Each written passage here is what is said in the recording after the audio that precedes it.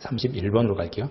전환법상 주식회사 승인 기업에 대하여 상법 규정이 준용되는 경우를 모두 고르는 것은 이제 아까 이제 벤처법에 제가 설명드렸죠. 굉장히 어려운 유형이에요. 거의 뭐 강의나 이런 걸 통해서 정리해드리지 않으면 혼자서 독학하면서는 이런 문제 대처할 수 있도록 학습이 불가능합니다. 아까 벤처법 설명드릴 때 제가 그랬죠. 기본적으로는 상법에 어떤 내용들이 다 있어요. 있는데 간소화해서 14일 걸릴 걸 7일 만에 할 수 있도록 해준다던가 이런 숫자 하나하나도 이제 중요하겠죠. 얼마든지 시험에도 나옵니다.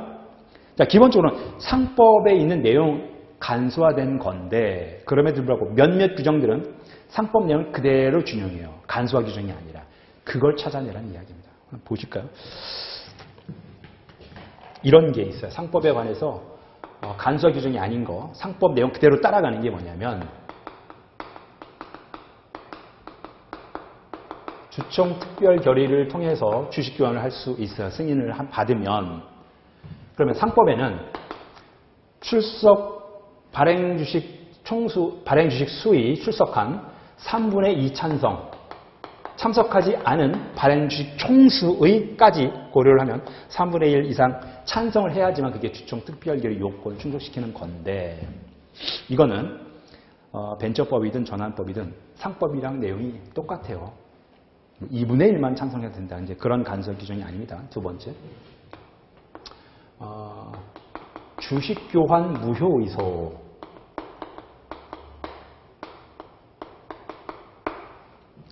주식 교환 시도하고 있는데 나는 그 주식 교환에 반대해. 반대를 떠나서 그 주식 교환 자체가 무효다라는 법원에 소를 제기를 할 때 그 절차가 있죠. 상법 내용 그대로 따라갑니다. 간소화 규정이 아니라. 세 번째, 주식 매수가액 결정. 주식 교환에 반대하는 주주는 이 주식 교환이 이루어지는 순간 내가 가지고 있는 이 주식 가치가 떨어질 거라고 생각하기 때문에 반대를 하겠죠.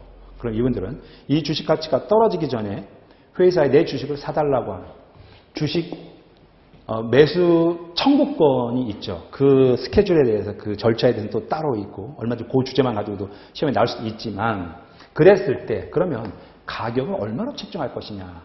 이 절차가 또 상법에 있어요. 그 상법 내용 그대로 따라서 그것에 준해서 주식 매수가액을 결정한다. 결과적으로는 공정한 가격, 잘 협의해서 공정한 가격에 결정한다. 그런 내용이고. 네 번째, 자기 주식 취득 한도. 이것도 자기 주식을 취득하려면 여기 이만큼까지만 할 수 있다는 규정이 상법에 있어요. 이 네 가지입니다. 나머지 것들은 예를 들어서 간이 합병에 있어서 반대주주의 주식 매수 청구권 규정, 이것은 상법에 따른 간소화 규정인데 이 네 가지는 상법을 그대로 준용하고 있는 겁니다. 이 각각에 대해서도 알고 있어야 돼. 어떤 내용인지 알고 있어야 되지만 얘네들과 다른 주제들과 또 어떤 차이점이 있는지, 어떤 것은 상법을 그대로 상법에 대한 특례 규정인데 얘네들은 특례가 아니라 준용 규정이다 하는 것까지 여기까지 정리를 해야지만 맞출 수 있는 굉장히 어려운 문제죠. 이게 꽤 됐을 텐데 한 5, 6년 전 됐을 거야. 그때 처음으로 이렇게 복합적인 전체를 알고 그 전체 안에서도 개별적으로 또 어떤 유사성이 있는 것까지 알아야지 풀 수 있는 문제가 5, 6년 전인가 이런 주제로 등장을 했었어요. 그때 이후부터 저도 이게 그동안 못 보던 유형이니 이런 유형에 대처하기 위해서 저도 이제 강의에 포함시킨 거예요.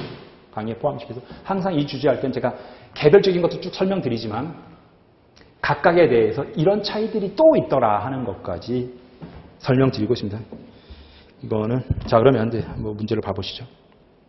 기업 주식 교환 계약서를 작성하여 주주총회 승인을 받아야 하는 경우 그 승인 결의에 관한 상법, 그러니까 정관 변경이 특별 결의, 이거 상법 그대로 따라간다고 제가 설명드렸죠. 니은 주식 교환에 반대하는 주주가 주식 매수 청구권을 행사하는 경우 주식 매수가액 결정에 관한 방법, 이거 상법 그대로 따라갑니다. 니은도 맞고요. 디귿 신주를 발행하여 다른 회사 주식과 교환할 경우 그 주식 교환에 대한 무효의 소에 관한 지식교육 무효에서 이것도 상법 그대로 따라줘. 결과적으로 기억, 니은, 디귿 다 간소화 규정이 아니라 상법 균형 규정이다.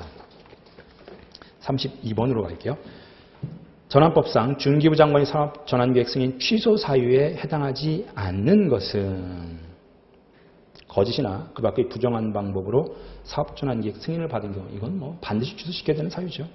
두 번째, 중기부 장관이 승인 없이 사업전환계획을 변경한 경우 이것도 취소 사유 중에 하나입니다. 세 번째, 휴업, 폐업 또는 파산 등으로 6개월 이상 기업활동을 하지 않은 경우 맞습니다. 6개월이에요. 예를 들어서 3개월 이상 하지 않는 경우 이렇게 바꿔치기 할 수도 있는 겁니다. 숫자는 숫자 가지고 바꿔치기해서 문제를 만드는 건 굉장히 쉬워요.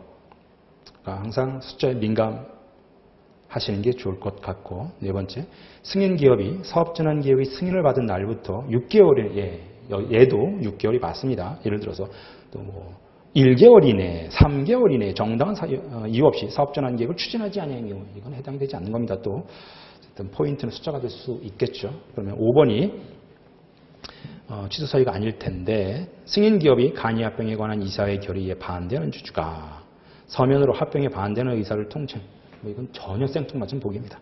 33번 문제로 가볼게요. 전환법상 사업 전환 촉진 계획에 포함되지 않는 것은 이 주제도 마찬가지예요. 사업의 내용을 묻는 주제들처럼 어떤 사업 전환 촉진 계획에 이런 내용들이 포함되어야 된다. 항상 1번, 2번, 3번, 4번 굉장히 많아. 이런 것들은 버리는 주제다.